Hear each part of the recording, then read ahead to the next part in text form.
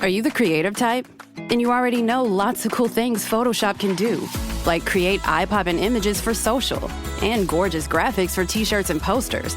But did you also know it can instantly turn a gray sky into a fiery sunset, change black and white to color in a click, or make anything in your photo magically disappear? Maybe you're wondering, can anyone use Photoshop to take images from ordinary to amazing? Nope, everyone can. Visit Photoshop.com and get started for free. Bienvenidos todos, esto es Hablemos de Inversiones, un programa dedicado a hablar sobre empresas y otras cosas. Hola, yo soy Krevix, trabajo en finanzas, soy inversor particular y escribo una newsletter sobre ideas de inversión que podéis leer en krevix.substack.com. Hola, yo soy Carlos Santiso y soy gestor en Icaria Cartera Permanente e Icaria Capital Dinámico. Todo el contenido de este programa no supone una recomendación de compra ni de venta. El propósito es meramente formativo. Muy importante que cada inversor haga su propia due diligence. Hola a todos. Antes de comenzar el capítulo, nos gustaría hablaros sobre el Club del Value. Nuestra iniciativa, que lanzamos ya hace un año, con Krevix, Gabriel, Ayuso, en la que formamos a nuevos inversores. En él tenemos contenido formativo todas las semanas sobre opciones, sobre herramientas para seguir la cartera, sobre gestión de pesos, contabilidad, todo lo que te puedas imaginar. Pero además, una vez todas las semanas, hacemos un directo de inmenso valor, donde, por ejemplo, Gabriel nos puede hablar sobre su modelo de Golar y compartirlo, Krevix nos puede hablar sobre Embracer, Ayuso nos puede hablar de su compañía de Amico, presente en la cartera del club y ha multiplicado por más de 3 veces, cosas de muchísimo valor. Además, tendréis tesis de inversión continuamente, donde podréis aprender nuestro proceso, en qué nos fijamos, los puntos clave y seguir nuestra cartera modelo, que la verdad, al ser 4 perfiles tan diferentes entre nosotros, lo está haciendo muy bien. El outperformance a la MSCI World es considerable. Aprovechamos este aniversario para lanzar un descuento de 100 euros que estará vigente durante el próximo mes.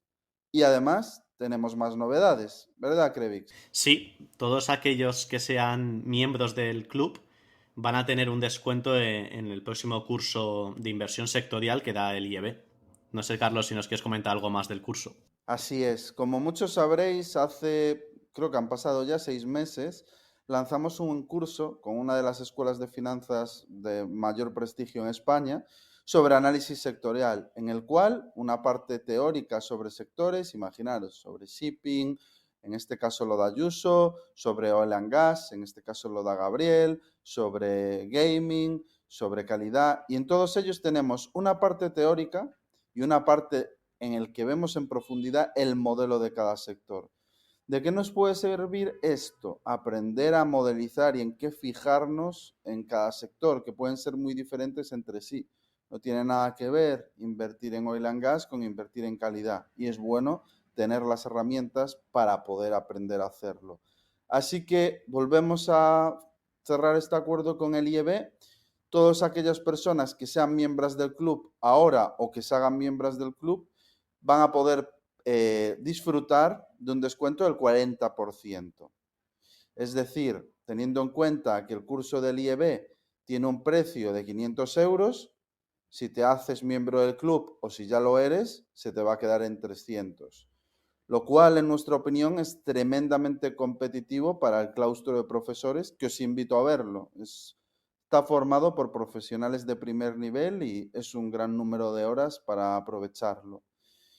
Así que nada, estas son las condiciones. Si queréis apuntaros al club o al curso del IEB con el cupón del club, nos escribís, os facilitamos el cupón, porque es necesario tener el cupón y que nosotros comprobemos que sois miembros del club y podréis acceder al mismo. Cualquier duda que tengáis, sabéis a dónde nos podéis escribir, a nuestro Twitter o dejar un comentario en el podcast. Así que nada, espero que os resulte interesante. La verdad que a nosotros nos ilusiona mucho y ponemos mucho trabajo y esfuerzo en ello. Y sin más, empezamos con el podcast de esta semana, que ha quedado muy interesante. Hola a todos, bienvenidos una nueva semana a un nuevo capítulo de Hablemos de Inversiones. Esta semana tenemos un invitado muy especial que teníamos muchas ganas de traer, ¿Qué tal, Emérito? ¿Cómo estás? Hola, buenas tardes, ¿cómo estáis? Pues aquí de domingo contigo, que nos espera seguro que un buen podcast. Y también está con nosotros mi socio Krevix. ¿Qué tal, Krevix? Muy bien, con muchas ganas de este podcast y de un invitado que nunca habíamos traído y ya teníamos ganas. Pues sí, la verdad que sí. Vamos a empezar con ello. La mayoría de los oyentes te conocerán, estoy seguro de ello, Emérito, pero ¿podrías hacernos una breve presentación pequeña sobre quién eres para aquellos que no sea así? Bueno, pues yo soy el asesor de un fondo de Renta 4 que es el Numantia Patrimonio Global, que además está en versión plan de pensiones con la misma cartera y la misma comisión desde 2017 que empezamos y, y nada más, todo empezó con el patrimonio familiar, con una sociedad familiar para invertir lo nuestro y luego ya gracias a Renta 4 pues lo convertimos en fondo de inversión y a eso me dedico a tiempo completo. Y una cosa muy interesante es que, como tú bien dices, ha pasado Numantia de ser una historia, digamos, de gestionar patrimonio familiar, de amigos, etcétera, a ser una historia de éxito, porque la verdad es que el patrimonio ha alcanzado, actualmente no sé en cuánto está, ahora me lo dirás, pero es muy alto. Y en redes sociales yo veo como perfiles, las personas más seguidas dentro del mundo de Twitter, sobre todo. ¿Cómo ha sido vivir estos últimos años donde todo ha pasado tan rápido? De que pasas de tener un patrimonio pues, familiar, digamos, a gestionar eh, varios y varios millones. Sí, yo intento que no cambie mucho porque en 2013 cuando empezamos mi familia vendió un inmueble y con los ahorros míos y demás familiares y amigos empezamos la sociedad y yo estaba en mi despacho aprendiendo y leyendo cosas y llamando por teléfono, teniendo alguna reunión con trabajadores de alguna empresa de por aquí, pues con gente que había trabajado en XPO o con cosas así. Y, y intento que sea lo más parecido posible a ese ambiente. Luego cuando trabajé en la aseguradora, pues también no estabas ajeno al ruido. Estabas invirtiendo a largo plazo, aprendiendo de empresas y ya está, con el fondo en paralelo. Pero intento que sea parecido. Tampoco es que tuviésemos empresas muy pequeñas al principio y ahora sean grandes por obligación, porque en la sociedad familiar en 2014, 2015, pues teníamos acciones de Nestlé, de Apple, de la Union Pacific, de XPO, de Zoetis, mm, nada de Disney, nada raro. Y ahora pues sí que es verdad que cuando el fondo, sobre todo cuando pasó de los 10 millones, pues empezó a ser, quité 4 o 5 de las más pequeñitas porque ya empezabas a tener tan poca liquidez que igual te tirabas un mes y medio para comprar y mes y medio para vender. Y eso es lo que no me gusta, porque yo aunque todo lo veo de forma patrimonial a muy largo plazo, es verdad que tú estás dando liquidez diaria y es un fondo de autor. Entonces yo lo que no quería que pasase es que si todo el mundo quiere su dinero mañana, tengas cosas que tengas que estar vendiendo un mes o que exija un descuento enorme si las quieres vender ya. Y entonces que el valor liquidativo del fondo no sea el valor de verdad representativo al que tú podrías devolverle el dinero a la gente. Entonces no puedes invertir con iliquidez dando liquidez diaria. Pero aparte de esas 4 o 5 empresas pequeñitas, mm, el resto es lo mismo. Y mi forma de trabajar intento que sea la misma también.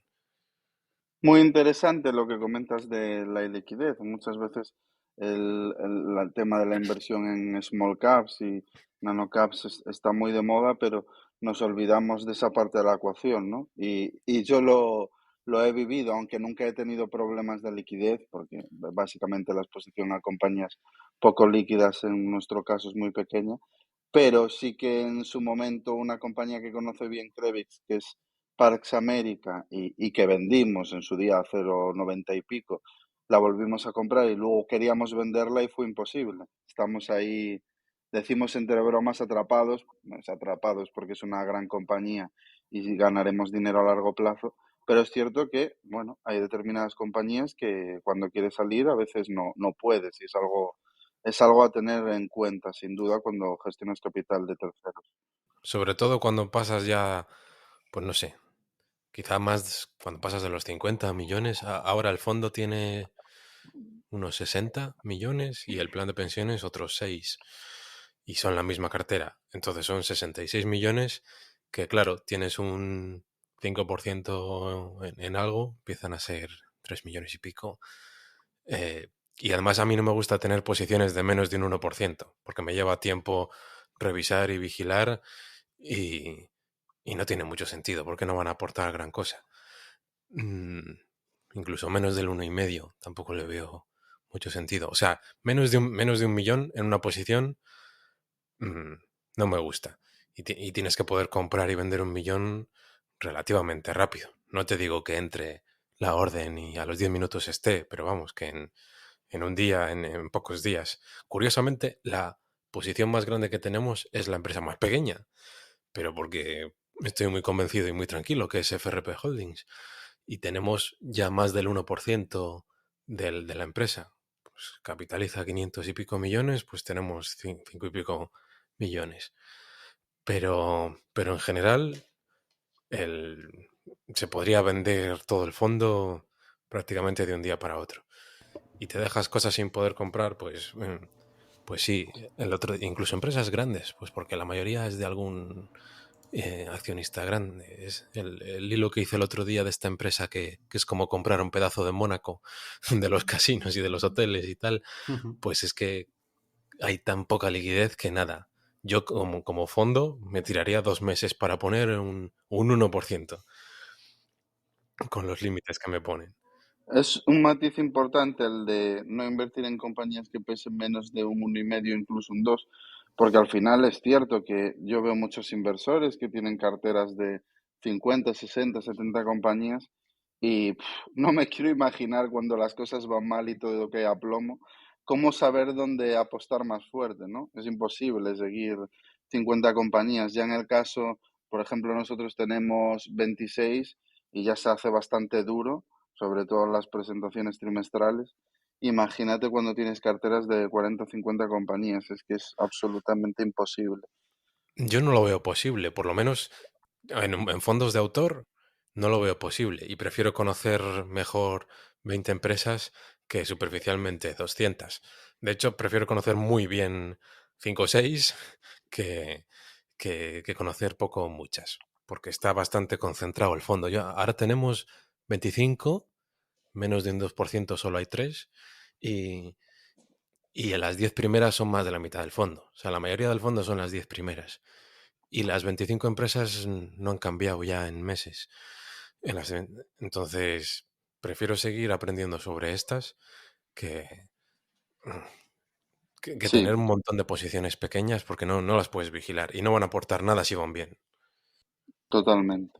Igual si tienes una gestora grande y un ejército de analistas y tal, es distinto, no lo sé. Pero estando solo es mejor así. ¿Te pegas con qué? Con los límites de diversificación, claro. Con la regla 5-10-40 y eso, y yo suelo estar ahí al límite. A veces me dicen avisos, oye, que te vas a pasar. Pero bueno, me gusta cómo está ahora. Comentando sobre eso, ¿cuál es el proceso de inversión que sigues desde que descubres una compañía hasta que finalmente inviertes en ella? ¿Qué seguimiento haces de la compañía?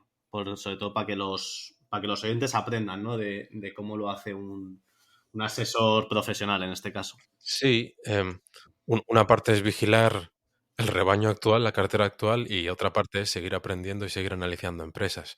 Y lo que pasa es que al final de todo el proceso, ahora vemos el proceso, pero al final de todo el proceso lo que tienes que hacer es comparar con lo que ya tienes. Y como ya conozco muy bien lo que tengo y sé los gestores que hay detrás y la valoración y la rentabilidad esperada y tal, el listón suele estar ya muy alto como para que entre, mucho menos como para que entre en un puesto muy elevado en la cartera. Entonces, ahora mismo investigo una empresa, me gusta y el último filtro no lo suele pasar.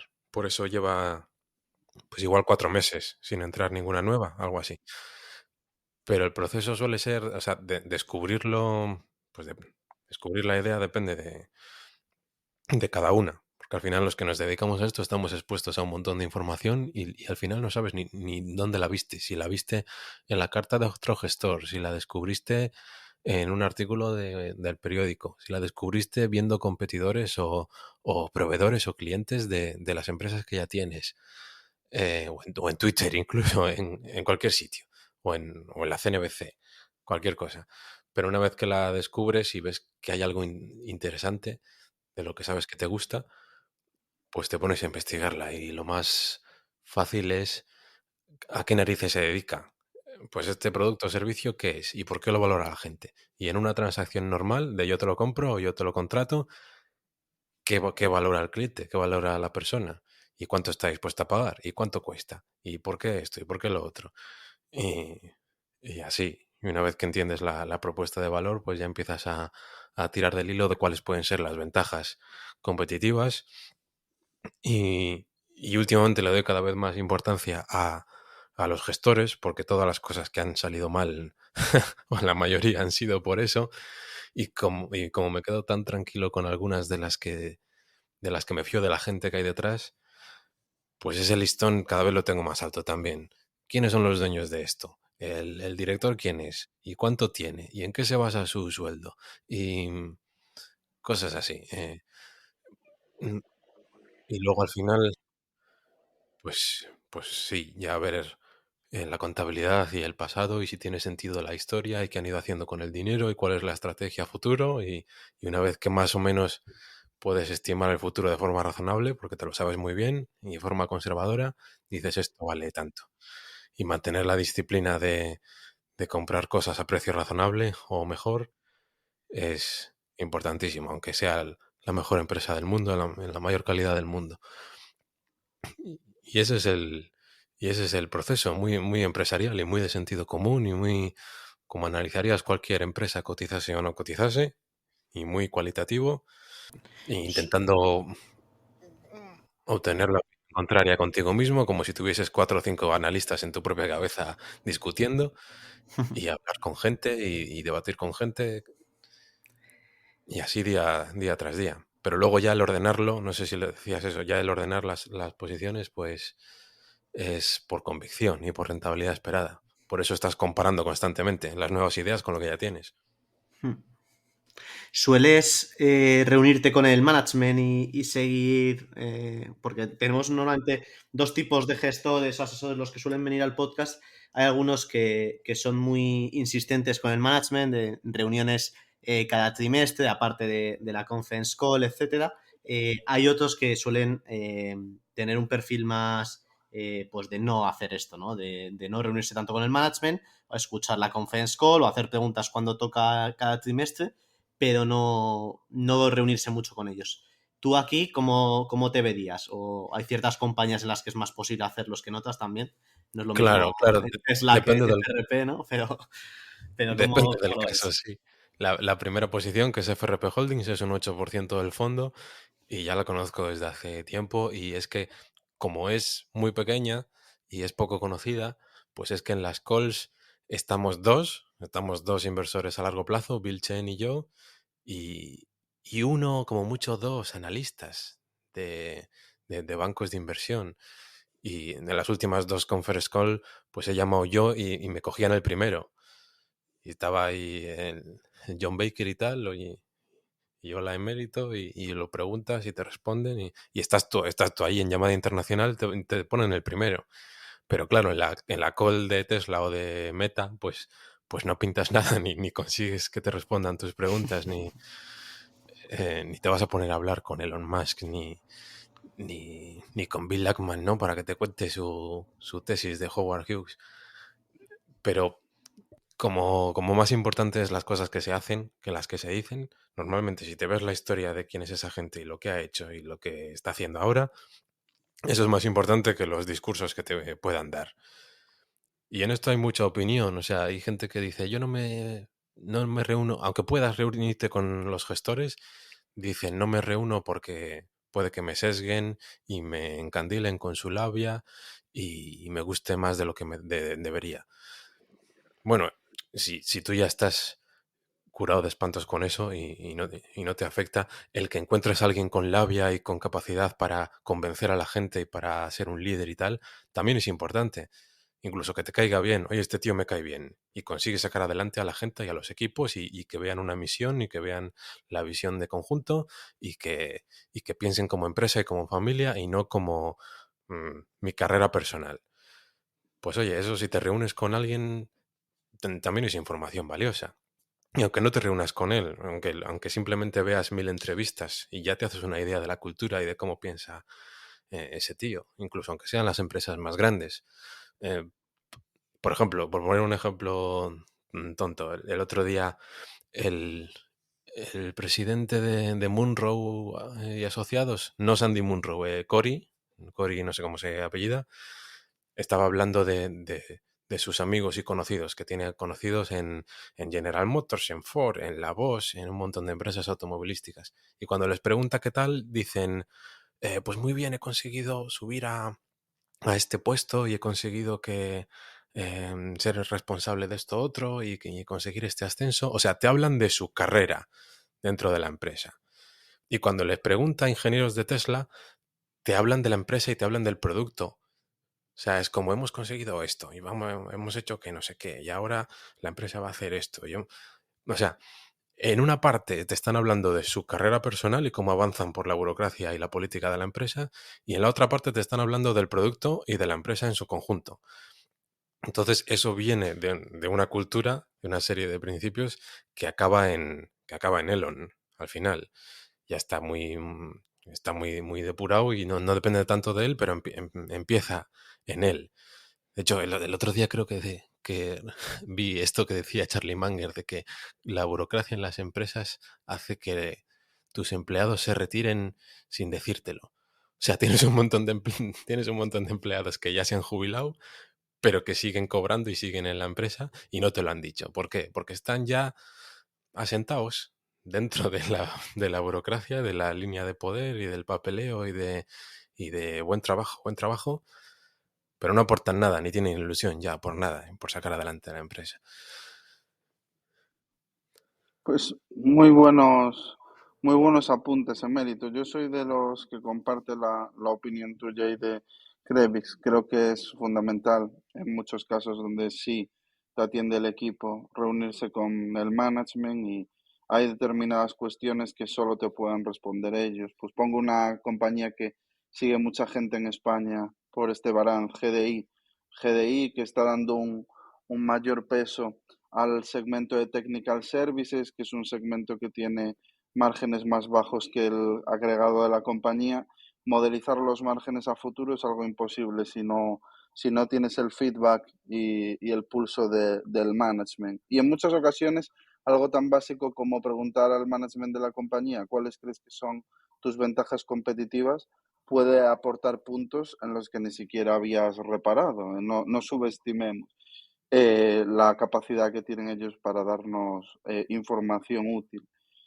Claro, claro. El otro día lo puse en YouTube, entrevisté al presidente de Fluidra, que estaba ahí no sé, no sé dónde estaba, si en un restaurante o en un bar o algo, y estabas hablando con él. Jolín, pues sí, eso es algo diferencial. Luego lo puede ver todo el mundo y es público, ¿no? Pero, jolín, si puedes hacerle unas preguntas al presidente de la empresa, marca la diferencia. Y a veces lo que tú dices, para los márgenes o para ir al detalle sobre alguna cosa, necesitas alguien o necesitas servicios, hay servicios de entrevistas a ex empleados y a ex directivos y tal, que también están muy bien y que te hacen un poco, o si lo quieres a nivel granular, de cómo piensan y cuáles son los márgenes de las cosas y cómo se llaman estos de In Practice, que In hace practice, poco, Tegus. Sí. sí, que te mandan entrevistas y te dicen, te haces una idea un poco de los márgenes más desgranados de Amazon o de empresas así más grandes. Pues todo eso es información muy valiosa. Y en empresas pequeñas todavía más. Si no te reúnes con un proveedor, con un ex empleado, con un cliente o con un competidor, mal asunto. No te vas a enterar o te van a engañar muy fácilmente. Sin duda, sin duda. Y una vez llegamos a esta fase del análisis de una compañía que nos has explicado desde cero, tendríamos ya lo que supone la gestión de cartera, lo que pesa cada compañía en cartera y cómo gestionas los pesos y la evolución de los mismos en ella. ¿Cómo lo haces tú? ¿Cuál es tu proceso aquí? Pues, pues ya te digo que suele ser convicción y rentabilidad esperada y sobre todo, la calidad de la empresa. O sea, si una empresa estoy muy convencido y es de mucha calidad, me quedo tranquilo y además resulta que por lo que sea tiene una rentabilidad esperada muy buena, pues porque está infravalorada, pues va subiendo puestos. Y, y si todavía no estoy muy seguro, pero la empresa me gusta y la veo a buen precio, pues empieza a entrar en cartera y conforme van pasando los trimestres y voy perfilando la tesis, la valoración, voy viendo en las call lo que cuentan, quiénes son, cómo lo hacen y que la estrategia va teniendo sentido, pues va subiendo puestos, pero sobre todo es por convicción, porque al final tú, sobre todo siendo fondos de autor, uno mismo dentro de su cabeza puede comparar fácilmente por convicción cómo tiene la idea de la tesis y de la valoración. Entonces es mucho más fácil que tener que explicarle a un comité de 5, todos a todos, mm, por qué estás seguro de una empresa y por qué no, y encima uno te cae mal y el otro no ha entendido una cosa y otro no tiene en la cabeza las 100 horas que te has metido de la empresa y para ordenar el fondo pues es un galimatías y es muy lento. Pero si yo tengo muy clara la tesis de FRP Holdings y su valoración y su futuro, y la de Brookfield, y la de Tesla, y la de Howard Hughes, pues sé que esas tienen que estar las primeras, cumpliendo los límites, claro, y luego están por debajo Fairfax y Markel y Amazon y Fluidra, y, y conforme van avanzando los precios y la convicción, pues van cambiando. Oye, pues ahora Dream Unlimited está ridículamente barata y han empezado, yo qué sé, no sé quién a recomprar acciones, pues van subiendo de posiciones. O estos otros, madre mía, el desastre que han hecho y no han aprovechado bien esta situación, pues oye, pierden un punto de convicción y, o repasas la tesis y dices, mira, es que esta no puede pesar más que esta otra porque no. Entonces es todo un debate interno y es todo muy cualitativo, porque la convicción y la rentabilidad esperada pues son todo estimaciones. O sea, no tengo una tabla matemática para los pesos, pero está claro que hay grupos, las 10 primeras y las 15 restantes. ¿Cuáles son los puntos más importantes a nivel cualitativo en los que te fijas en una compañía? Que también te pueda servir, entiendo, para que estén dentro de las 10 primeras y no en Sí, en las 15 restantes, como comentas. sí.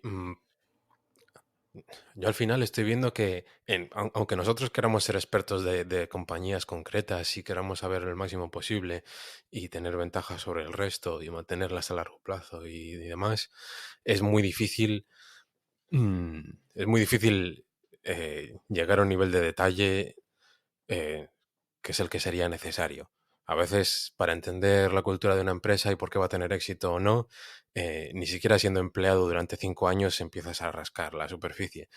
Entonces, desde fuera tienes que buscar atajos. Y uno de los principales atajos es los incentivos. Si, si hay una familia detrás de esto que le interesa que la empresa siga sobreviviendo y prosperando y que es un poco su pequeña, como si fuese un hijo, o alguien que es un accionista mayoritario que tiene una misión muy concreta y que está empeñado en conseguir algo, es mucho más fácil que te vaya bien. Porque luego el detalle no lo vas a saber, pero la fuerza que hay detrás del mercado, del sector y de esa persona, la puedes conocer más rápidamente. Entonces yo le doy mucha importancia a esto. ¿Estos quiénes son? ¿Cuál es su historia? ¿Cuánto porcentaje tienen de la empresa? ¿Y por qué se levantan por las mañanas? Porque la mayoría de los directivos de las empresas que tenemos son ricos ya. La mayoría. El incentivo económico no suele ser suficiente ya, porque se podrían relajar y vivir en su casa tranquilos, o llevar la empresa así a velocidad de crucero y cobrar lo suyo. Entonces a eso le doy mucha importancia. ¿Quiénes son? ¿Cuáles son su historia? ¿Cuál es su historia? y, y cuál es su misión y cuáles son sus motivaciones. Que luego nada es perfecto, ¿no? Pero, por ejemplo, en JBG Smith, el CEO, pues tampoco tiene tanto, tiene $1,500,000, creo, en acciones. Pues tenemos nosotros más, como fondo aquí, desde España. Y dices, jolín, tienes tú más que el director ejecutivo. Mm, pues tampoco es lo ideal, pero que no todo es blanco o negro. Buenos apuntes. Yo creo que, como bien dices, el saber la historia de quién estás detrás es una parte muy importante. Y en estos años de tanta volatilidad, sobre todo desde 2020, hemos vivido un poco de todo, ¿no? Han sido unos años bastante intensos.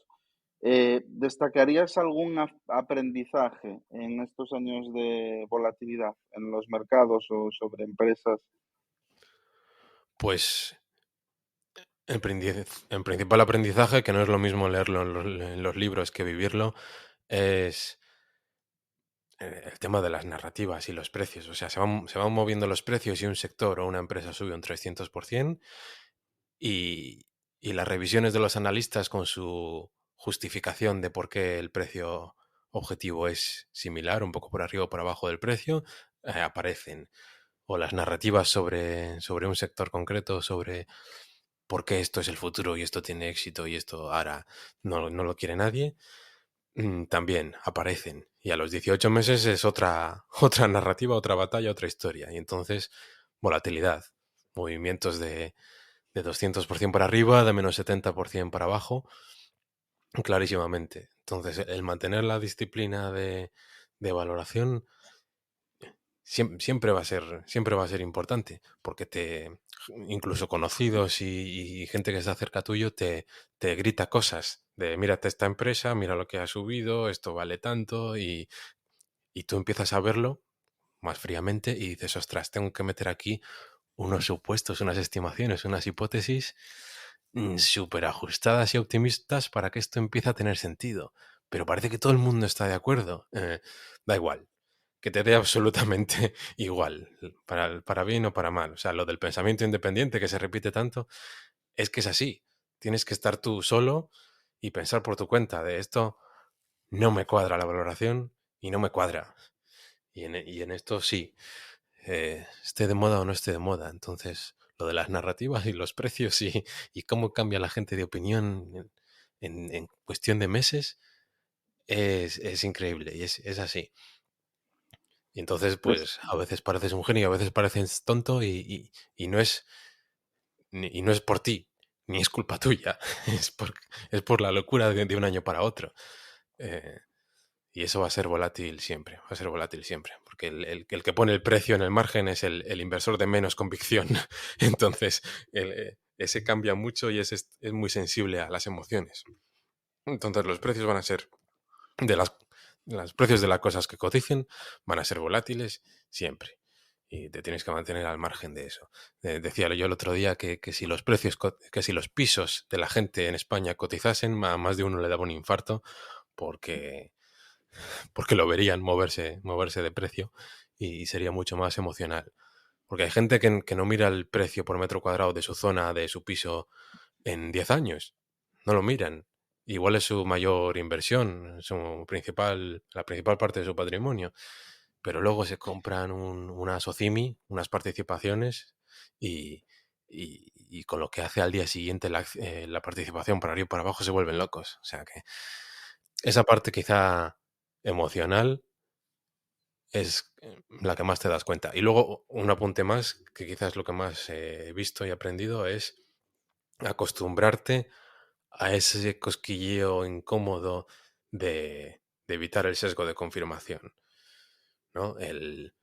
No sé, esto te vas acostumbrando, no sé, yo en 2017 era accionista de Porsche Holding para tener Volkswagen y accionista de BMW y después de debates muy incómodos con un montón de gente, acabas viendo que estás equivocado en casi todo y cambias de opinión. Y, y bueno, cuando encuentras una información que, que sabes que no te va a gustar, que sabes que si lo lees te va a incomodar porque intenta criticar y desmontar lo que tú piensas ahora, pues notas ese cosquilleo y en vez de evitarlo tienes que seguirlo y decir, venga, me lo voy a leer y me lo voy a ver y a ver qué dice. Sobre un montón de ideas preconcebidas, pero incluso en lo que parece más objetivo. Porque yo me veo muchos vídeos de ciencia y de física y tal. Sigo un canal, por ejemplo, de una chica que se llama Sabine Hosendolfer, es alemana, es muy buena. Pues incluso en cosas de física que parecen súper objetivas y científicas, no está tan claro. Y te desmonta cosas y te dices, ostras, yo pensaba esto después de un montón de años de leer divulgación científica y me lo acaba de estropear. Entonces, eh, a esa sensación hay que acostumbrarse también. Sí, el tema de las narrativas sin duda es algo que impacta, ¿eh? Nunca dejará de sorprender. Y como lector, que sé que te gusta mucho leer, aunque ah, por falta de tiempo intuyo que últimamente mucho más sobre compañías que libros, pero en su momento, ¿cuáles dirías que son los libros que más te han aportado como inversor? Pues al principio, después de leer los típicos de Warren Buffett y de Benjamin Graham y de Peter Lynch, yo creo que los de Pat Dorsey fueron los que más me empezaron a cambiar el chip de la importancia de las ventajas competitivas y de la parte cualitativa.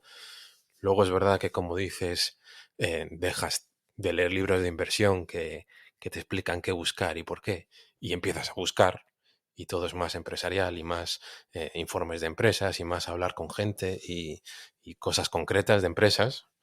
No es que buscar, sino que es buscar ya con la filosofía correcta, o más que la correcta, la que tiene sentido y la que encaja contigo, porque hay muchos estilos también, dependiendo de cómo somos cada uno. Y últimamente, si leo libros, suelen ser más de empresas concretas, pues mm, bueno, de hecho tengo por aquí algún vídeo, algún libro de empresas concretas españolas. Tengo un libro sobre Vidrala que te explica la historia de Vidrala, de todo lo que pasó. El último que me he comprado em, es sobre Peter Bronfman, sobre cómo se desarrolló la, la empresa anterior a Brookfield, la Brascan Corporation, y el libro es sobre la historia de la familia. Pues, es como ir desde el 1900 hasta lo que es Brookfield ahora. Y está muy interesante. Todas esas biografías y historias de empresas y cosas que te hacen entender mejor las raíces, los valores, la cultura, es de lo que más leo, si no estoy leyendo mm, transcripciones o informes. Y ahora entrando un poco en tesis, aunque hemos tocado ya por encima varias, tenéis una gran exposición en Numantia al real estate. Tenéis por una parte Howard Hughes, que yo la conozco por Bill Ackman, que encima ha hecho hace poco una tender offer, ¿no? Que quería también ampliar su posición y parece que se la quiera quedar entera a este ritmo. Y luego otras compañías como St. Joe, JBG Smith. ¿Nos puedes comentar un poco cuál es tu tesis, digamos, general en torno al sector? Y luego si puedes comentar un poco sobre por qué estas compañías y qué es lo que más te gusta de ellas. Una de las cosas, antes de que empieces, que nos suele preocupar cuando hablamos del sector real estate es que, bueno, pues como estamos en un momento del ciclo ya muy avanzado, la anterior crisis que hubo fue uno de los sectores más afectados.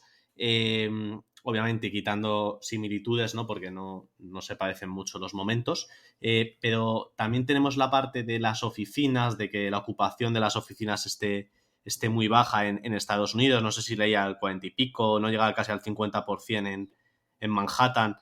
¿Cómo ves todo esto y cómo le puede afectar a las compañías en cartera?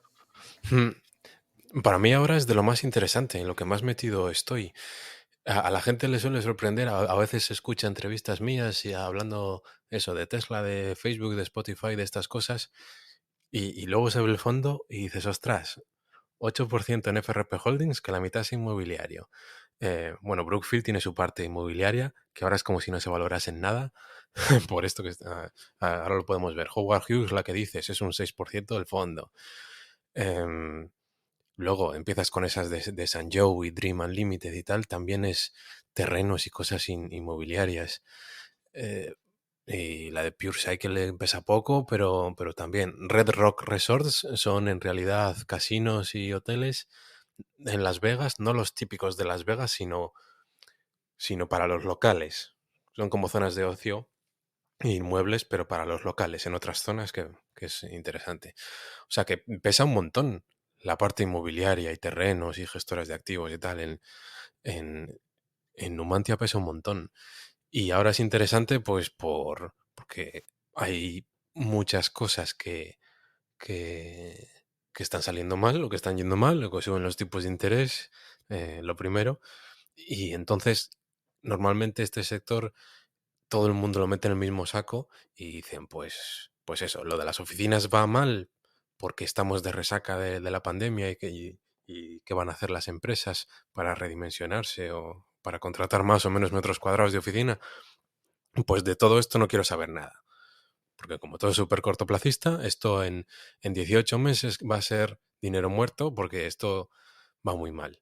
Y no lo quiero tocar porque no, eh, porque yo quiero resultados ya. Entonces te encuentras con cosas totalmente absurdas. Por ejemplo, FRP Holdings, pues o sea, ¿en qué me fijo? En cosas muy concretas, no en el sector inmobiliario, sino en cosas muy concretas. Bueno, Rayman también se me ha olvidado decir, pero Rayman ya, pues ya habéis hablado el otro día. Es casi como comprar inmobiliario en Nueva Zelanda, que los extranjeros no pueden directamente. Entonces, hay mucho peso. Pero FRP Holdings, por ejemplo, pues son, aparte de las canteras, edificios de apartamentos, muchos en Washington DC en primera línea. Entonces ahí vas a tener siempre las vistas al río y va a ser siempre muy, muy valioso. Y puedes ir subiendo los alquileres y como tienes alrededor, pues el Capitolio y el Pentágono y la Marina, pues tienes a gente cobrando siempre, vayan las cosas bien o estemos en recesión. Entonces no es lo mismo un apartamento en un edificio de FRP Holdings allí que, que una nave en Kentucky. Pero bueno, parece todo inmobiliario, pero no. Pero en otra zona de Washington DC, la que tenemos de JBG Smith, es... antes era casi todo oficinas, ahora ya es casi mitad y mitad residencial familiar y mitad oficinas, y quiere que sea cada vez más residencial en... Ahora lo llaman Crystal City, pero es la ciudad del Pentágono, lo que era antes la ciudad del Pentágono. Entonces, pues como lo meten en el saco de oficinas, pues ha llegado a una valoración ahora mismo que es que prácticamente la podrías justificar con la parte de residencial, de apartamentos. Es verdad que es una empresa bueno, que está cambiando muchas cosas, está desarrollando y comprando cosas a la vez que vende cosas y hasta que se asiente el polvo, si no la entiendes bien y vas edificio por edificio, es un poco lío qué narices tienen y cuánto ganan, ¿no? Pero al margen de eso, la parte de oficinas es como si no la valorasen en casi nada. Incluso en Brookfield haces ahora la valoración de la matriz, de la corporación, y le quitas lo que cotiza, que está clarísimo, podemos debatirlo si está barato o caro, pero es que cotiza. Entonces tienes en cuenta la deuda neta las filiales que cotizan y, o sea, lo que no es inmobiliario le podrías descontar al 50%, y los seguros y lo que es inmobiliario, todos esos inmuebles de calidad, los puedes valorar en cero y te sale la cotización actual. O sea que hay inmuebles mm, que ahora mismo no se quieren, se cotizan en nada. Incluso la gestora esta de activos Dream Unlimited pues tiene terrenos en Canadá que también dices esto no vale nada y me cuadra la valoración. Sí. Entonces estoy centrado en eso porque sé que son cosas duraderas y valiosas, pero que ahora mismo, pues por una serie de circunstancias, eh, no se valoran. Y me estoy fijando en los que lo aprovechan, en quienes están recomprando acciones o quienes están aprovechando para, para situarse para el futuro. La principal, pues FRP Holdings, porque es que el acuerdo al que han llegado para desarrollar toda esa primera línea del río en los próximos 10-15 años, pues va a ser valioso para siempre. Y, y tienes ahí, además es que, jolín, si tienes alrededor, incluso para las oficinas en esa zona, la mayoría de tus inquilinos, ¿quién va a ser? El gobierno americano, empresas de defensa cerca del Pentágono, que si Lockheed Martin y todas estas, y empleados de allí, del gobierno. Entonces, ¿van a seguir pagándote el alquiler? Sí. Igual tienes que redimensionar cosas y cambiar el uso de cosas y pasarte más a lo residencial, pues vale. Pero bueno, y en cuanto pongan allí la segunda sede de Amazon, que se ha retrasado, pero que acabará atrayendo cada vez más empleados, pues, pues veo difícil que no valga y que no valga más en 5 o 10 años. Pues cosas así estoy viendo. La de San Joe también sería para hablar aparte, porque hay pocos que lo conozcan bien. Y el próximo viaje que quiero hacer, aparte de FRP Holdings, si puedo ir al Investor Day, es a ver los terrenos y los inmuebles de San Joe en la costa de Florida. Eso me gustaría verlo en persona, porque con los pocos que he hablado, los que mejor lo entienden son los que han visto edificio por edificio y terreno por terreno. Pero no es lo mismo tampoco hablar con ellos y verlo en el Google Earth y en las cámaras que en persona. Sí, esa de San Jaume me suena, se la he leído a Cupi, a un gestor de hedge fund que normalmente está mucho en temas de materias primas y demás, pero tiene un hedge fund que creo que se llama Pretorian o Praetorian Capital o algo así. Sí, Es una de sus posiciones que siempre ha estado muy a tope sí, con si ella. te interesa, sí, hay otro gestor, bueno, no me acuerdo cuánto gestiona, pero bueno, es relativamente pequeño el fondo, que se ha visto todo. O sea, la tiene desde hace, no sé si 6 o 7 años, igual desde 2017, y se ha visto la zona en detalle, pero todas las parcelas, absolutamente todo. Y han mandado presentaciones a otros gestores para ver cuáles son sus, pues eso, para poner la tesis a... Mira, tiene un fondo que se llama Nitor Capital, N y latina, Tor Capital. Y tiene una página web y cartas anuales. Bueno, pues en las cartas anuales te ves la tesis de San Joe y las actualizaciones de la tesis y ves lo absurdo a lo que llegan las cosas. Y puedes ir comprobándolo todo y ver que es así. Pero es muy interesante. Yo creo que este también tiene Dream Unlimited, aunque no sé si la explicaba tanto. Mm, Porque estos son parcelas y casas, ¿no? En la zona de Florida, pero no en la zona típica de Orlando o Miami Beach y demás. Es más la parte de dentro, ¿no? La que da más hacia el Golfo de México, ¿no? Es la zona más al norte. No, en realidad la mayoría está cerca de la costa, a menos de 8 kilómetros de la costa. Lo que pasa es que mucha gente se pensaba que sí, tienes todas las miles de hectáreas que quieras, pero esto la mayoría es pantano y la mayoría no se puede desarrollar o cada poco se lo lleva un huracán.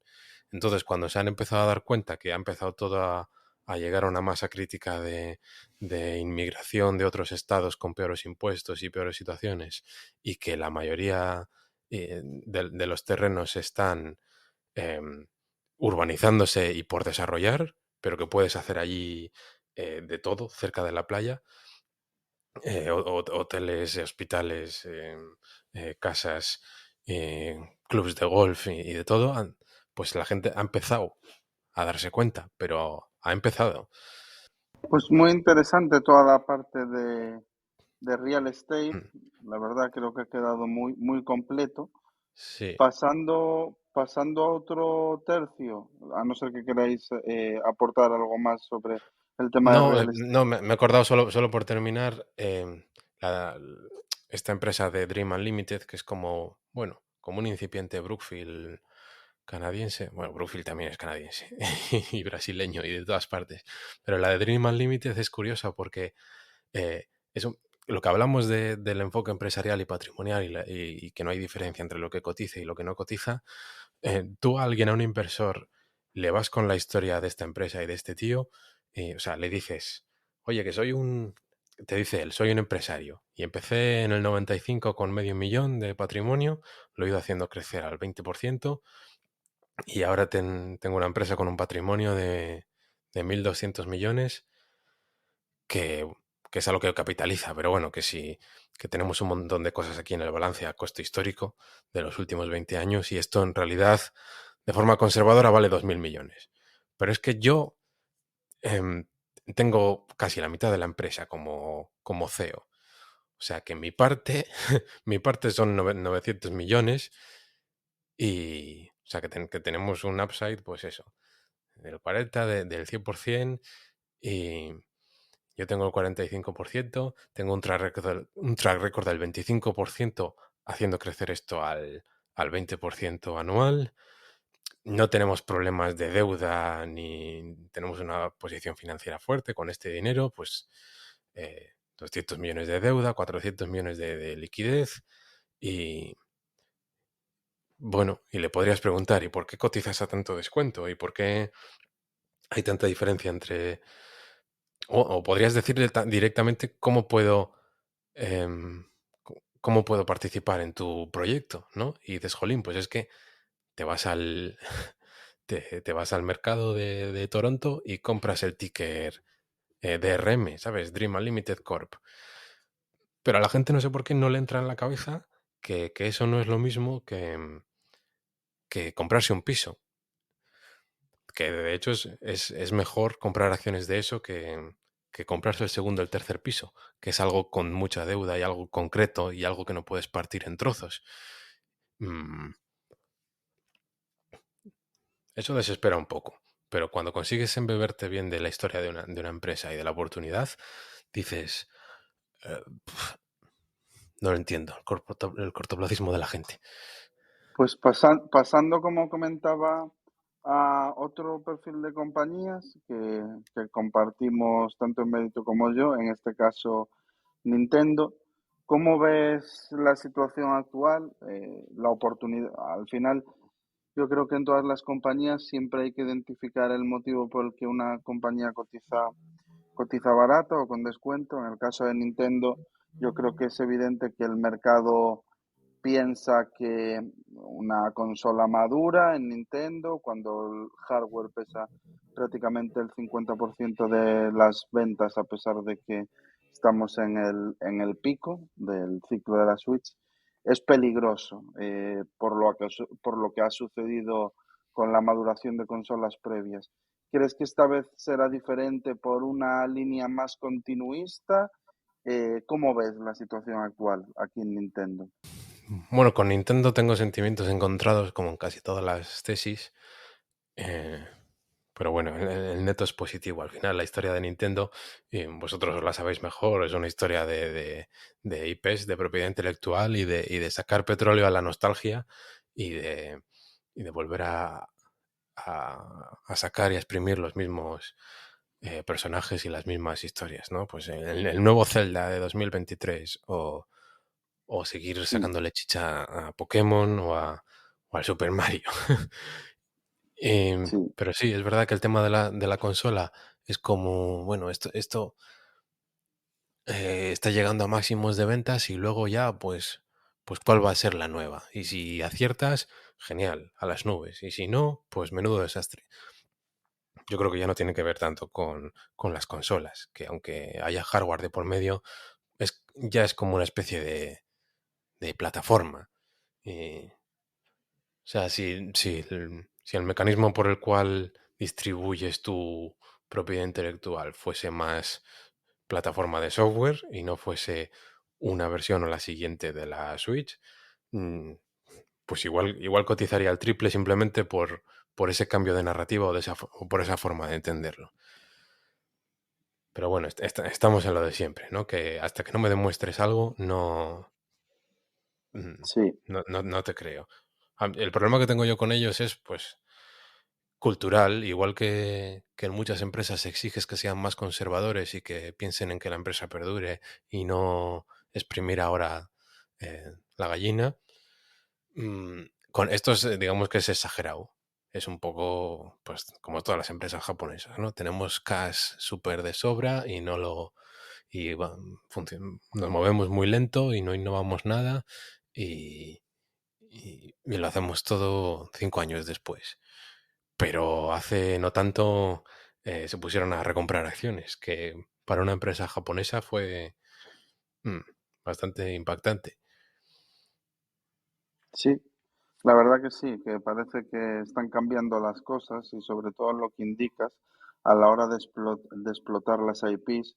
El primer feedback que está llegando de la película que se estrena el 5 de abril de Super Mario está siendo brutal, o sea, parece que va a ser un éxito absoluto en críticas. Yo ya estoy deseando poder ir el viernes con mi hijo a verla, que además Mm. es un fanático de Super Mario, es su personaje favorito. Huele un poco a Disney, ¿no? El tema de que empiecen con las películas y con los parques de atracciones y tal, Sí, empieza a oler un poco pero a Disney. yo creo que hay mucho que pescar ahí, porque la verdad que los personajes de Super Mario y de Link, de Zelda y demás, yo creo que tienen mucho espacio para contenido audiovisual y si dan con la tecla, como parece que han dado con esta película, pues al final es mucha promoción gratuita, un poco lo que sucede con Games Workshop, que los videojuegos le hacen una publicidad muy buena al producto principal. Yo creo que aquí también podría suceder y bueno, me pasa un poco como a ti. Creo que hay que acertar si realmente el concepto de plataforma que parece que pueden ir por ahí los tiros acierta y consigue mantener la base de usuarios. Eso será un poco la clave. Entonces sí que es cierto que creo que hay un 35 o 36% del market cap en cash, unas IPs que son tremendamente valiosas y si no arriesgan demasiado con la consola y simplemente es un update de la Switch pero con potencia de PS4, yo creo que las cosas pueden salir bien y la valoración desde luego que no es exigente. El tiempo dirá, pero yo creo que hay mucha opcionalidad positiva. No, ni sobre beneficios, ni sobre suma de partes es exigente y mm, bueno, luego está el gran secreto cuando quieres hacer suma de partes. ¿Cuánto tienen y cuánto vale la dichosa Pokémon? Sí, total. Total. Que yo no sé No si se vosotros sabe. lo sabéis o no, pero yo me lo Nadie he lo descubierto. sabe, no, no. Ahí hablé en su día con Ryan, ¿cómo se llamaba? Ryan, no me acuerdo, de un fondo Crossroads, creo que era, de un hedge fund americano. Tuve un par de charlas con él muy interesantes y él me contaba unas teorías ultra conspiranoicas y me iba mandando enlaces de su hilo argumental. La verdad que fue muy interesante. Él está muy positivo en Nintendo ya desde hace muchos años. Pero sí, sí, sí, yo creo que hay mucho que rascar. Veremos ¿Quién cómo va. este? ¿Cómo se llama? ¿O'Connor? ¿Cómo se llama? O'Connor, Sí, sí. Ryan O'Connor. eso, Sí. correcto, es con él con quien intercambié impresiones. Yo vuelvo a estar positivo, ¿eh? Se lo dije a Krevix hace unas semanas, que veía que había sufrido la cotización y que podía ser buen momento para incorporarse, porque yo en su momento decidí salir. Y bueno, creo que puede ser un buen momento por catalizadores. Uno, la película y dos, creo que el Zelda va a ser masivo, porque uf, es una calidad muy, muy alta. Sí, a mí, o sea, la seguimos teniendo y la hemos seguido teniendo. El problema que suelo tener yo con este tipo de empresas es que al final el mercado final es el entretenimiento de la gente en general y la competencia es brutal. O sea, salir un rato a jugar al fútbol para entretenerte compite con esto, ver la tele o ver el móvil, el Instagram compite con el tiempo de... Todo, todo el entretenimiento y todo el tiempo compite, ¿no? Con el tiempo que estás eh, con la Nintendo. Sí que es verdad que es distinto por eso, porque es más nostálgico, porque es más familiar, porque es distinto en edades y en tipo de juego. Y tampoco estás compitiendo con la máxima resolución y lo último de lo último. Mm. Pero bueno, me suele preocupar. Yo no sé si la facilidad de crear juegos con IA o con lo que sea que está reduciéndose les va a beneficiar o les va a afectar. O les va a afectar menos que a otras empresas de videojuegos, pues que no están basadas en personajes y en propiedad intelectual eh, tan histórica. No sé eso que pensáis vosotros.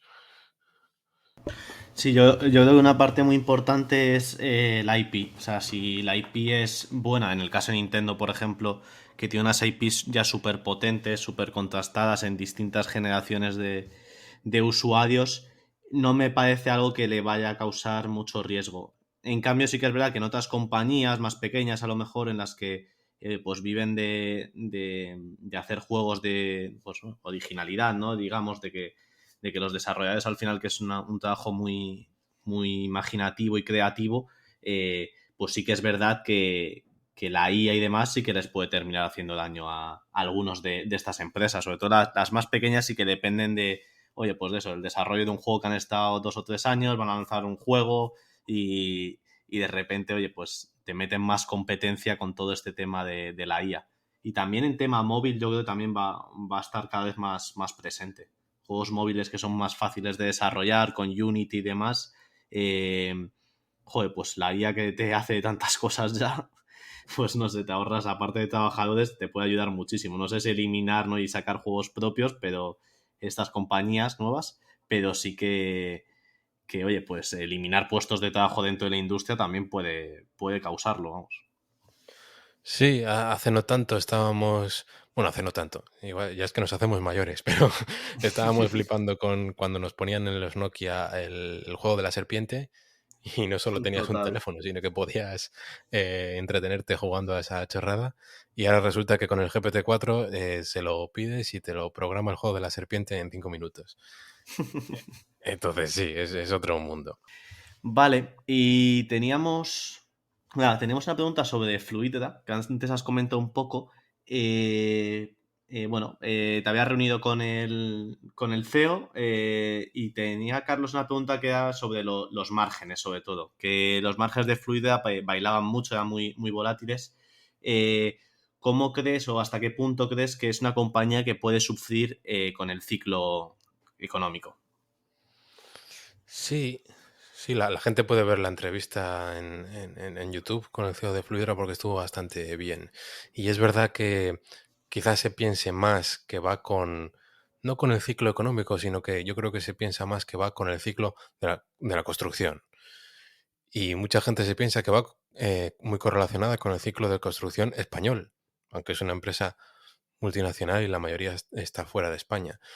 Pero hay una parte de piscina que es más nueva construcción, residencial y comercial, pero es que lo valioso, lo importante, lo interesante de Fluidra es lo que no es tan cíclico, sino que es lo recurrente. Todo el parque de piscinas instalado, que va creciendo poco a poco conforme se construye más o se construye menos, pero que va creciendo, digamos, la tarta o la cantidad, el parque de piscina que te produce un ingreso recurrente en el que tienes margen y en el que tienes ventaja en la distribución y en otros factores. Entonces, eso es lo más interesante. Yo creo que cada vez hay un peso más importante de eso. Y el tema de los márgenes, sí, a ver, depende del año y de cosas concretas que pasan. Pues lo mismo un año es 0 que en un año es un 17 o en el último no sé qué margen operativo era, un 12. Pero es verdad que hay muchas cosas que lo empañan. Y yo creo que a nivel de producto, que es lo más, o sea, a nivel, no de piscina, sino a nivel de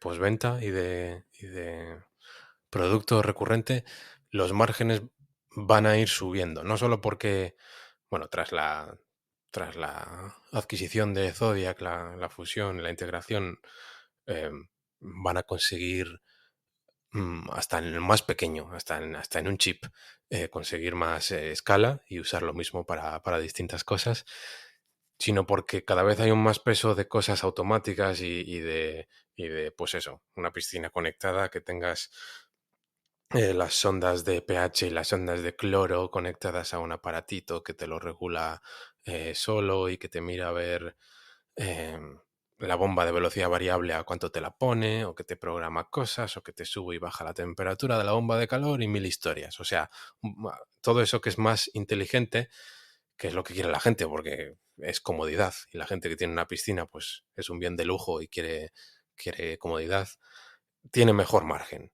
Tiene mejor margen y además es que al final tienes que comprar todo lo que es compatible con la marca, con Astral Pool o con Zodiac o con lo que sea.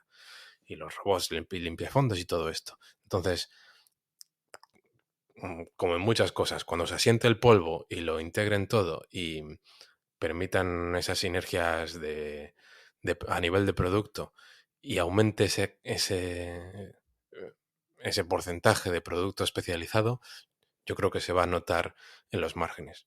Porque bueno, no es lo mismo una pastilla de cloro que un sistema un poco más integrado de cloración salina y digital, todo. Entonces por ahí van los tiros. Sí, hay una compañía que a mí siempre me ha encantado, que yo creo que es uno de los peer, digamos, aunque es mucho más mayor, que es Pool Corporation, ticker Pool, que es una de esas compañías que yo siempre me miraba, pero la verdad es que me parecía un poco cara de valoración y nunca terminaba de decidirme a comprar. Y es una compañía que también está siendo ha sido bastante castigada el último año. Y la verdad es que ves los resultados y es una máquina. O sea, y por el tema que comentas del mantenimiento de las piscinas, que al final es donde está la tesis al final, ¿no? El aumentar, digamos, el parque, digamos, el volumen total de piscinas instaladas, pero luego que todas estas piscinas, pues que tienen unos mantenimientos cada año y que van a pasar por ti, vamos, ¿no? Puedes hacerlas aparte, pero normalmente sueles contratarlo con la misma empresa que te hace la piscina.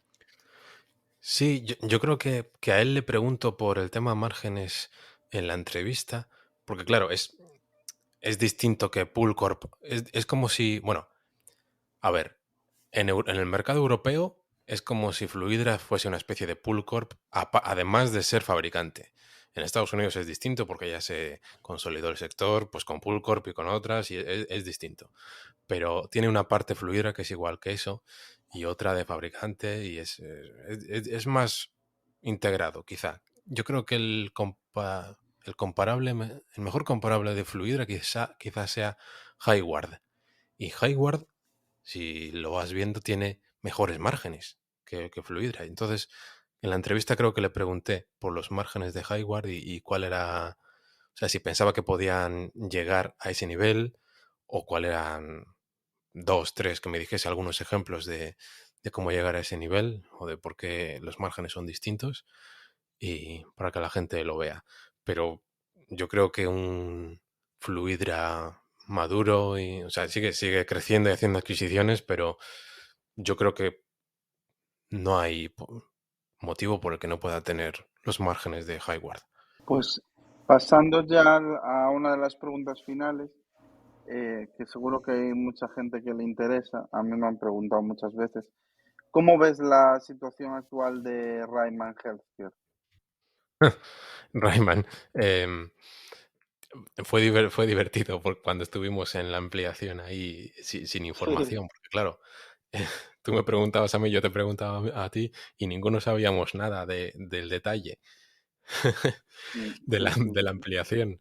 Fue un poco locura. Ahí es cuando descubrimos tú y yo que no somos institucionales, que somos retail todavía. sí. Y que pasan de nosotros para los plazos y para la información y para todo.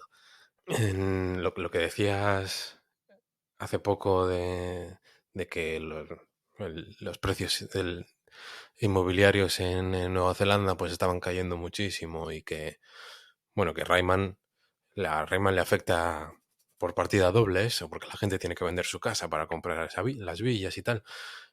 Y lo que le ha pasado a la acción, yo creo que parte es culpa de ellos, pero parte también es cortoplacismo, porque tú te ves los precios medios en Auckland y en Nueva Zelanda en general, y vale, sí, pues han caído un 10, un 15, un 20%, pero están como, ¿qué? Como en marzo de 2021, por ahí. O sea que Mm. tampoco, tampoco es para entrar en pánico. Y luego ves la valoración y ves el ritmo al que van a construir en 2023, 24, 27, 2030 y los beneficios que van a poder tener. Bueno, yo creo que han sufrido un poco una tormenta perfecta, ¿no? Porque entre que el gobierno prácticamente les anula una parte del negocio y que el inmobiliario es un desastre, que estaban demasiado endeudados y dando dividendo cuando también están creciendo a lo bestia y que han tenido que hacer una ampliación cuando el precio está tan bajo y los cambios de directivos y tal, pues si sobreviven a esto ya sobreviven a todo.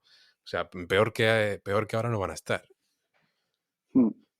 Sí, a ver, es cierto que, en mi opinión, ha habido un gravísimo problema de gestión del capital, ha sido pésimo. Estar en una de las etapas de mayor crecimiento de la historia de la compañía y sobre todo que es un crecimiento que hay que entender. El periodo de desarrollo de las villas va unos 7 u 8 años, por lo cual tienes un elevado crecimiento de work in progress, o sea, obras en desarrollo que no están generando ingresos durante un periodo muy extenso, ¿no? Cuando estás en un momento como ese, con 29 villas en fase de producción y das un 50% de payout de dividendo, ya eso chirría. Y también otro problema es que Rayman siempre se ha vanagloriado de no nos gustan las ampliaciones de capital, no es algo que hagamos, bueno, nunca han querido. Y quizás cuando cotizaba 3 veces y pico book value hubiera sido un buen momento para ello, porque es necesario fuentes de financiación adicionales, no siempre recurrir a deuda bancaria o en los mercados que te puede poner en posiciones de estrés cuando las cosas se complican como ha sucedido. Entonces yo creo que ha habido un problema de gestión de capital gravísimo y haciendo números, lo ponía en Twitter, si el payout en vez de ser un 50 hubiese sido un 30, lo cual también habría sido una mala gestión de capital, pero bueno, en ese escenario, desde 2017 hablo, en ese escenario el apalancamiento sería igual al de los peers, es decir, no habría sido necesario ampliación de capital. Y lo más triste de todo es que la compañía a nivel operativo, a pesar de estar viviendo una situación que parece tan complicada y con el real estate neozelandés cayendo un 20 y todas estas historias, los márgenes a los que vende y revende las villas no han parado de subir, están en máximos ahora mismo.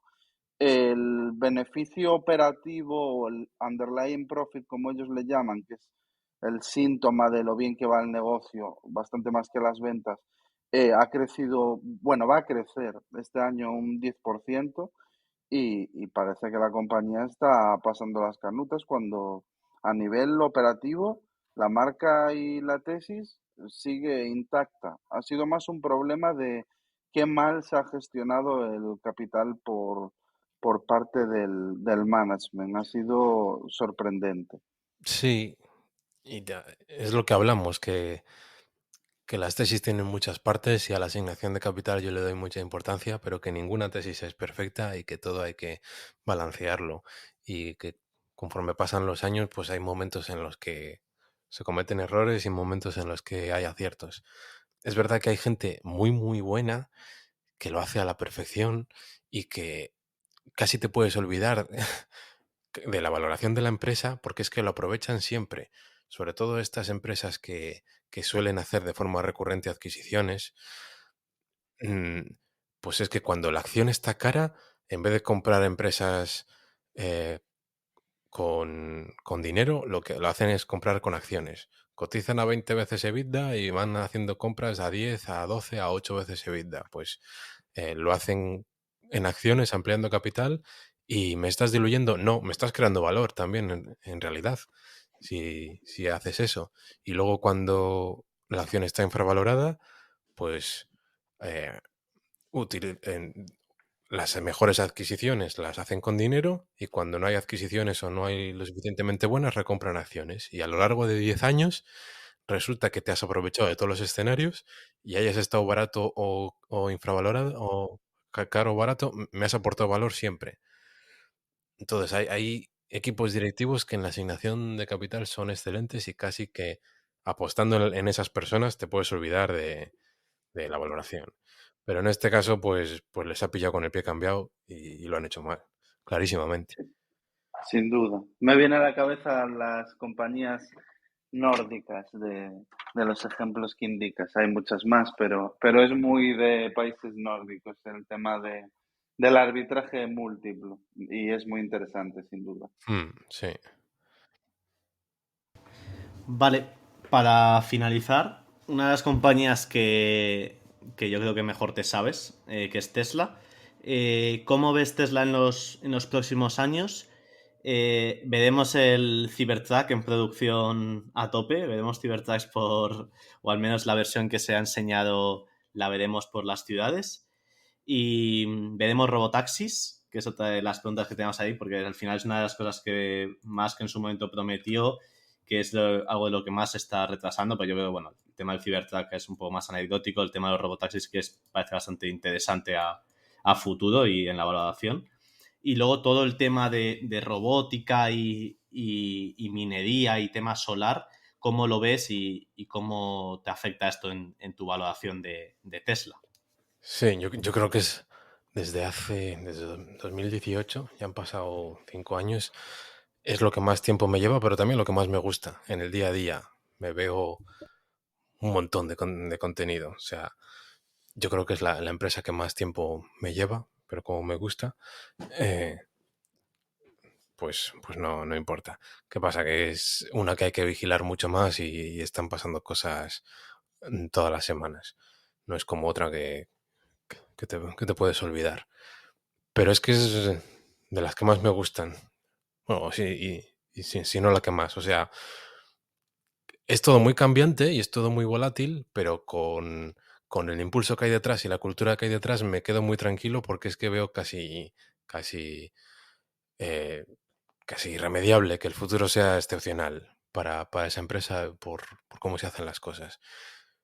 Y mucho es, o sea, el Cybertruck, ¿no? Que dices que es anecdótico. En realidad el Cybertruck es una de las primeras muestras de que Tesla no se trata de productos, sino que es el proceso que hay detrás. O sea, el Cybertruck es uno de los pocos productos que es fruto del proceso.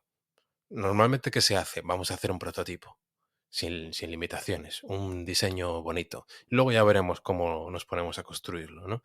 No, esto es al revés. Usando estos procesos de fabricación más avanzados y queriendo estas características y esta forma de trabajar para hacer 1 millón de esto al año a escala y de forma rentable, ¿cómo tiene que acabar siendo el diseño? ¿No? Pues eso, si lo haces con ese acero que no necesitas pintarlo y que no y que es muy resistente, el problema que tienes al nivel de fabricación que es que no lo puedes doblar. Entonces, si lo haces como un exoesqueleto en vez de como lo hacen siempre, eh, el resultado es ese. ¿Qué pasa? Que la gente pues ve el diseño y hay algunos que dicen que qué guay y qué futurista y otros dicen que feo, que horrible, pero todo se queda en eso, en los titulares de- del diseño. Si te fijas en todo lo que hay detrás y no solo en lo que innovan, sino en lo rápido que innovan, es cuando te quedas tranquilo. Y eso se ve muy bien, pues sobre todo en los despieces que hace Sandy Munro y en las entrevistas que da Joe Justice, se ve, pues en 2018 no les gustó nada cómo era el Model 3, pues porque no tenían las técnicas de fabricación de los mejores en cuanto a lo que es el cuerpo, pero sin embargo a nivel de electrónica estaban en nivel militar, a nivel de integración estaban muy avanzados, a nivel de sistema de refrigeración también y a nivel de software también. O sea, todo lo que tenía que ver con cultura Silicon Valley y de integración es donde se empezaban a ver las pistas. La batería también. Y luego despiezan el Model Y y ahí ves un cambio, pero radical, que lo que no hacen las empresas tradicionales en 30 años lo hacen ellos en 2 o en 6 meses.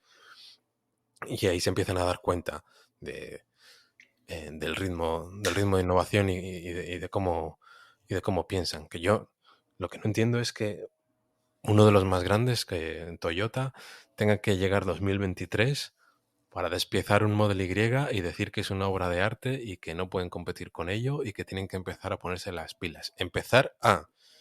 Cuando cualquiera que lo haya seguido ha visto el despiece en YouTube en 2020 y, y entiende la diferencia y entiende en lo que se estaban equivocando. Pero bueno,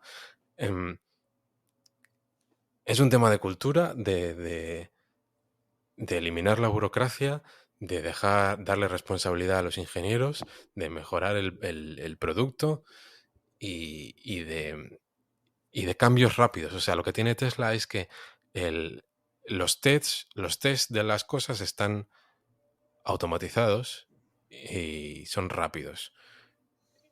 Entonces, el coste de cambiar es muy bajo. Puedes hacer en paralelo miles de mejoras. Entonces, cada coche que sale no es igual al anterior. Y esto es en las empresas tradicionales, pues no están ni cerca. Es que es otro mundo completamente distinto. No es comparable. No es comparable. Pero es como si hubiesen conseguido mantener el espíritu de una startup con 100.000 empleados. Y es como si hubiese 50 equipos distintos innovando rápidamente. O sea, el equipo del autopilot y el equipo de tecnología de materiales y el equipo de electrónica de potencia y el de los motores y el de la robótica. Entonces, ¿es difícil de valorar y es un rango enorme? Sí, pero es positivo, casi seguro. ¿Cómo ves todo el tema de la parte robótica y el tema de minería que comentaba Elon? No he podido ver el último Investors Day, a mí me gusta seguir la compañía, pero sé que tocaron temas del tema de minería y de reciclaje de minerales y demás. ¿Todo esto cómo lo ves a futuro? O sea, ¿lo ves viable o es parte de que, oye, pues Elon es un visionario e intenta muchísimas cosas, algunas le salen, otras no? ¿Cómo lo ves esto? ¿Lo ves todo viable o hay alguna cosa que te cuesta más verlo a futuro? No, el Investor Day al principio era un poco más la visión global de que se puede hacer la transición sostenible del transporte y de otros sectores del mundo. Primero, de que es posible y segundo, em, de que es factible y de que es rentable hacerlo. Y ahí ya se pone, pues sí, a nivel de toneladas de materias primas digamos que los grandes números era un poco la visión global. Y en la minería han dicho ellos que no se quieren meter, pero si se tienen que meter y saben que van a acelerar algún proceso, pues lo hacen. Solo lanzando el mensaje eh, pues de que ellos les van a comprar a las empresas todo el litio que haga falta y todo el níquel que haga falta o firmar contratos a largo plazo, ya incentiva a que otros inviertan y que otros asignen capital allí. Pero si el cuello de botella resulta que es el refinar el litio, pues intentan llevar a todos los ingenieros para allá para hacer un proceso mejor o inventar un proceso mejor, hacer una planta para refinar el litio, ellos mismos invertir en ella y enseñarles a los demás cómo hacerlo mejor. Entonces, allá donde esté el cuello de botella, allí va todo. Allí va todos los ingenieros a buscar una solución. Pero ellos tampoco es que quieran ponerse ahora a minar níquel al otro lado del mundo, pero sí llegan a acuerdos a largo plazo y si intentan ayudar en lo que puedan. Luego lo del reciclaje es muy interesante porque una vez que tienes las baterías en los coches, cuando, cuando ya hay una flota muy grande y muchos metales en esas baterías, luego reciclarlas es muy fácil. Es como si en vez de tener unos pocos gramos de manganeso en una tonelada de tierra, eh, tuvieses un porcentaje muchísimo más alto en esa batería. Entonces, comparado con minar, mm, es, es muchísimo mejor tener un montón de baterías apiladas e intentar separar el- los materiales. Entonces, en el futuro, pues habrá que minar mucho menos. pero bueno, igual estás hablando de 2040, 2050 para que eso empiece a ser significativo. El resto de la conferencia fue en realidad mm, una explicación técnica de cómo van a conseguir fabricar los coches a mitad del coste, básicamente, con un montón de pistas y de easter eggs y de cosas interesantes para el que lo sigue. Pero el que no, acaban las 2 horas y media o las 3 horas, lo que fuesen, y dices, no me he enterado de nada o no me han explicado nada. Yo quiero el evento, yo quiero el coche nuevo, enséñame el diseño y enséñame la foto para hacer el titular y para compartirlo 1000 veces. No hay foto, no hay coche nuevo. Hay algo mucho más importante. ¿Cómo vamos a conseguir escalar este negocio de forma rentable y producir coches a mitad del coste? Jolín, pues eso es lo interesante y eso es lo que explicaron para que estuviese atento. Y es que, bueno, es todo. Es todo. O sea, es una forma diferente de pensar. La mayoría de negocios se piensa por analogía. Así se ha hecho siempre, desde hace 100 años, entonces vamos a seguir haciéndolo así, con mejoras incrementales. Pero de verdad, si lo piensas en una hoja en blanco, desde los principios fundamentales casi de la física, ¿es esta la mejor manera de hacerlo, sí o no? Vamos a hacerlo de forma distinta. Y en empresas burocráticas y políticas nunca se hace nada. Porque te arriesgas tu carrera y porque no es bueno para los beneficios a corto plazo y porque tienes un montón de inercias y de empleados y de proveedores y de historias. No se hace nada. Pero Tesla, si descubre que hay algo mejor, una forma mejor de hacerlo, lo hace. Si le criticas a Andy Munro porque tiene la parte de atrás de los coches eh, pegada y soldada con 100 piezas distintas que no hacen más que añadir tolerancias y que te crea gaps en los coches y tal, pues Andy Munro llevaba 20 años con una pieza fundida ahí en su taller. Y ellos dijeron, vale, pues vamos a intentarlo, vamos a coger un montón de empresas a ver la que lo puede hacer y la que más o menos dice que quizá lo pueda hacer, pues trabajamos con ella y lo hacemos. Y en 6 meses lo tienen y el resto de empresas igual lleva 30 años intentando hacer pues lo que hizo Toyota, de mejorar la fiabilidad y del just in time y tal. O sea, que es otro mundo y no se trata del que tenga más experiencia o el que tenga más recursos financieros, cuando se trata de una tecnología nueva que es mejor. Se trata del que es el más rápido. Y, y además el resto, como lo ha subcontratado todo, pues no puede hacer nada ni puede innovar tan rápido. Entonces es, ya te digo, una filosofía totalmente distinta. Pero al final se basa en 4 visiones e ideas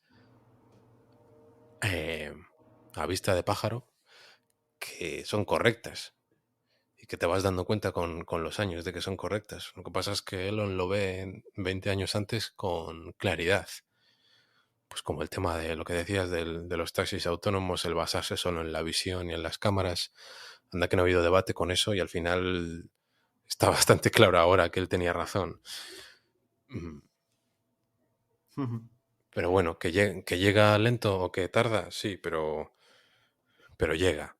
O sea, si uno ve todo el desarrollo del software del FSD desde octubre de 2020 que salió con todos los vídeos hasta ahora, es increíble. Yo es que veo alguno todas las semanas y no sabes cuándo llegará, pero es que tú ves la curva de mejora y de intervenciones por cada 100 kilómetros en ciudad y fuera de ciudad y está ahí, antes o después. Siendo una cosa exponencial siempre es muy difícil saber. Te vas 2 años antes o 2 años después y cambia mucho la cosa. Pero yo lo veo bastante inevitable. Ya está empezando a ser igual o mejor que un ser humano en la mayoría de viajes y tardará la parte regulatoria y tardará la marcha de los 9, de que es perfecto en el 99% de casos o 99,9 o 99,99. Pero viendo las estadísticas de gente que hace sus propias estimaciones y viendo vídeos de cada nueva versión, casi cada semana, yo estoy bastante convencido de que solo con cámaras y incluso con el hardware actual es posible conducir igual o mejor que un ser humano. Muy interesante. Habrá que ver cómo se va desarrollando todo. La verdad es unas compañías que hay que siempre estar atento a todas las innovaciones que trae. Sí, además es de las pocas en el que el mercado potencial y lo que puede llegar a ser es hasta donde me alcanza la vista. Pueden seguir avanzando y reinvirtiendo y creciendo. Porque la parte de energía y de baterías para la red eléctrica y para sustituir plantas de gas natural para los momentos de demanda y de picos es gigantesco. Es gigantesco lo que puedes hacer ahí en el sector utility de energía. En la parte de transporte, pues ellos quieren sustituir del parque de 2.000 millones de vehículos un 1% al año. Esos son 20 millones de vehículos al año que quieren conseguir en 2030-2032. Es ambicioso, pero yo creo que es posible, viendo lo que... Bueno, en la última presentación lo ves más posible que nunca. No es un número en el aire. Y luego, el tema de la conducción autónoma te multiplica el valor de cada pedazo de hardware por 5 por lo menos, y los márgenes empiezan a ser márgenes de software, y no se trata de coches vendidos o conducidos, sino que se trata de millas de transporte o kilómetros de transporte de gente para acá y para allá, y te cambia completamente el modelo de negocio, y también puedes estar años y años en los que generas unos márgenes altísimos y eres tú casi el monopolio. Y luego está el mercado más grande de todos, de la propia economía, que es directamente el trabajo humano, que lo que puedes conseguir con un robot humanoide inteligente y barato, que puedas de verdad fabricar millones al año, pues también es prácticamente ilimitado, desde lo más repetitivo y peligroso al resto de cosas. O sea, aumentas tú las posibilidades, aumentas tú el PIB y aumentas en la economía. Entonces, todos esos proyectos que parecen ahora incipientes y nada valiosos, es que hasta donde me alcanza la vista es el potencial, o el TAM, que se suele hablar. Es el TAM más grande de todos. Y con la gente correcta y con la cultura correcta detrás. Entonces, si de forma conservadora yo me quedo tranquilo con el negocio actual, pues es que todo ese potencial de cosas que ni siquiera podemos imaginar, estoy expuesto a él. Así que me quedo muy tranquilo, y es un 8% del fondo. Pues buena tesis de Tesla emérito, nos has dejado al final, muy completa. Y vamos a dejarlo aquí, que nos hemos pasado un poquillo de la hora. Te agradecemos un montón que te hayas venido, ha quedado yo creo que súper interesante, estoy seguro que los oyentes van a disfrutar un montón y te esperamos para la siguiente temporada. Vale, genial, sí, cuando queráis, yo encantado. Pues a todos los oyentes decirles que si os ha gustado el capítulo, dejarnos un like, que nos ayuda a llegar a cada vez más gente, y nos vemos la semana que viene con un nuevo capítulo. Un saludo a todos, hasta luego. Hasta luego. You can tell the seasons are changing because Ty's Outdoor Power and Service has an epic fall cleanup sale going on right now. You'll find end-of-season deals on mowers, along with seasonal savings on snow removal equipment that'll have you ready for old man winter. Now's the time to pick up what you need to keep driveways clear and parking lots safe. Put together your equipment wish list and head down to Ty's Outdoor Power and Service for a fall cleanup sale like no other. For a limited time only, see store for details.